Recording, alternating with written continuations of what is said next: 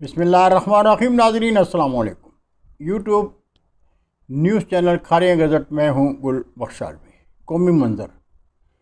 कौमी मंज़र में मेरे मुख्तसर से कालम का उन्वान है, उधर तुम इधर हम, हकीकत क्या है।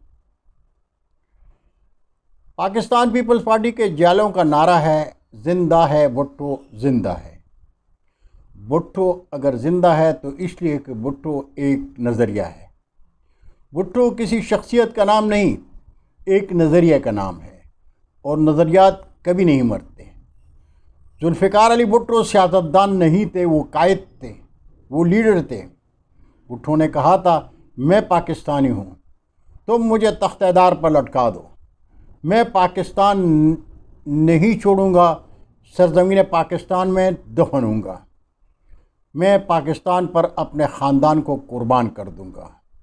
जब जुल्फ़िकार अली भुट्टो को मावराए अदालत कत्ल किएगा तो कौम से उनका वादा पूरा हो गया।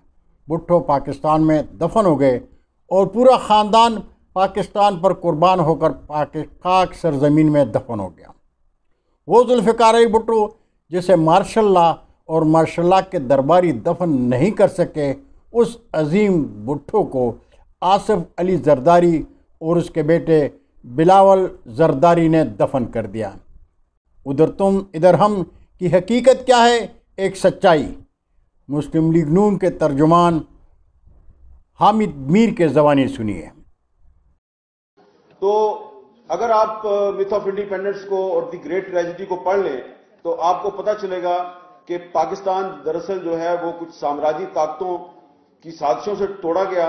और एक और काम करें, एक नजरिया जरूरत का बानी एक जज था, उसका नाम था जस्टिस मुनीर। उसकी भी एक किताब है, फ्रॉम जिना टू ज़िया।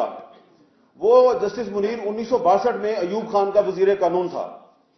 तो जस्टिस मुनीर जो है उन्होंने ये अपनी किताब में लिखा है कि अयूब खान ने 1962 में उनको बुलाकर ये कहा कि ये बंगालियों से जान छुड़ाएं, 1962 में।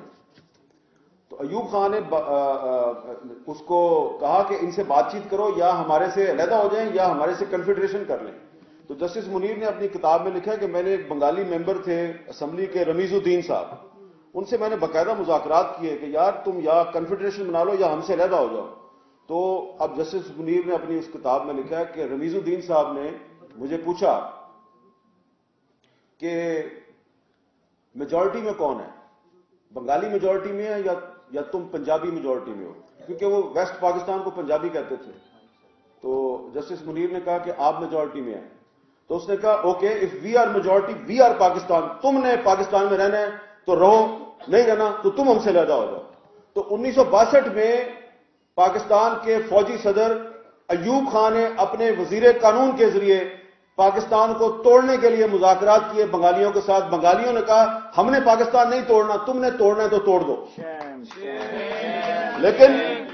लेकिन अफसोस की बात यह है कि अब वो किताब थी जो फ्रॉम जिना टू ज़िया, उस पर ज़ियाउल हक ने पाबंदी लगा दी, लेकिन अब तो पाबंदी नहीं है। तो मैं बार बार उस किताब का जिक्र करता हूं, लेकिन हमारे जो लीडर हैं बड़े बड़े, इवन पीपल्स पार्टी के लीडर जो हैं, उनको 2-3 को तो मैंने खुद किताब दी। मैंने कहा यार ये किताब लो, पढ़ो, जाके असेंबली में तकरीर करो, पढ़ते ही नहीं, ये एक शिकवा है। अच्छा, अब उसके बाद फिर भुट्टो साहब की हुकूमत खत्म होगी 77 में। तो जेल में उन्होंने जो किताब लिखी, 2 किताबें लिखी। एक इफ आई एम असैसिनेटेड, जिससे आप सब वाकिफ हैं, मेरा ख्याल है कि आप सब वाकिफ होंगे, ठीक है। लेकिन एक और भी किताब है, वो भी जेल में लिखी, उससे आप में से बहुत कम लोग वाकिफ हैं। वो किताब थी र्यूमर एंड रियलिटी, अफवाह और हकीकत। ये किताब सिर्फ एक दफा शाया हुई, सिर्फ एक दफा। और जब एक दफा शाया हुई तो पीपल्स पार्टी की क़यादत से कहा गया कि अगर आपने ये किताब दोबारा शाया की तो दोबारा कभी ना सोचना कि तुम हुकूमत में आओगे। और फिर वो किताब दोबारा शाया नहीं हुई, क्योंकि उस किताब में भुट्टो साहब ने कुछ ऐसे इंकशाफात किए थे और कुछ ऐसी हकायक से पर्दा उठा दिया था कि जिससे आज भी अगर आप 2020 में वो किताब पढ़ें तो आपको पता चलेगा कि आज भी पाकिस्तान में जो बहुत से वाकयात हो रहे हैं उसके पीछे कौन होता है। مثلا میں اس کتاب کے حوالے سے صرف ایک چیز آپ کو بتاتا ہوں. بھٹو صاحب وزیر اعظم ہیں اور غلام مصطفیٰ جتوئی صاحب چیف منسٹر سندھ ہیں, اور کراچی سے سردار عطا اللہ مینگل کا بیٹا اسد اللہ مینگل اغوا ہوتا ہے, اور اس کے بعد اس کا کوئی پتہ نہیں ملتا. تو ایک ایوننگر جو ہے شام کا اخبار, اس کی ہیڈ لائن ہے کہ عطا اللہ مینگل کا بیٹا کراچی سے اغوا. تو بھٹو صاحب کو پتہ چلتا ہے, وہ پوچھتے ہیں چیف منسٹر سے کہ بھئی یہ عطا اللہ مینگل جو ہے اس کا بیٹا کس نے اغوا کیا. تو چیف منسٹر کہتے ہیں جی کہ یہ مجھے نہیں پتا, یہ آپ ٹکا خان کو پوچھیں. ٹکا خان سے پوچھتے ہیں, ٹکا خان آرمی چیف ہے اور اگلے آرمی چیف کا اعلان ہو چکا ہے, ضیاء الحق اگلا آرمی چیف ہے, اور ٹکا خان صاحب جو ہیں اب وہ صرف چند دن کے مہمان ہیں, لیکن ابھی وہ آرمی چیف ہیں. تو ٹکا خان صاحب کو پوچھا جاتا ہے, ٹکا خان کہتے ہیں جی وہ دراصل ضیاء الحق کو جنرل رحیم الدین جو ہیں انہوں نے یہ کام کیا ہے, مجھے اس کے بارے میں نہیں پتا. تو انہوں نے کہا کہ پتہ کر کے بتاؤ. تو پتہ کر کے بتایا. تو اگلے دن 3 جرنیل پرائم منسٹر ذوالفقار علی بھٹو کے سامنے پیش ہوئے, اور انہوں نے کہا دراصل یہ جو اسد اللہ مینگل ہے یہ پاکستان دشمن سرگرمی میں ملوث تھا, آپ پریس کو یہ بتا دیں یہ افغانستان بھاگ گیا. انہوں نے کہا چلے میں یہ کہہ تو دوں گا, ابھی بتاؤ وہ کہاں ہے وہ. اب بھٹو صاحب نے لکھا ہے کہ جب میں نے پوچھا کہ ہے کہاں پہ, تو جرنیلوں نے کہا جی وہ دراصل ہمارے ایس ایس جی کے کمانڈوز تھے, تو فائرنگ کے تبادلے میں وہ مارا گیا اسد اللہ مینگل.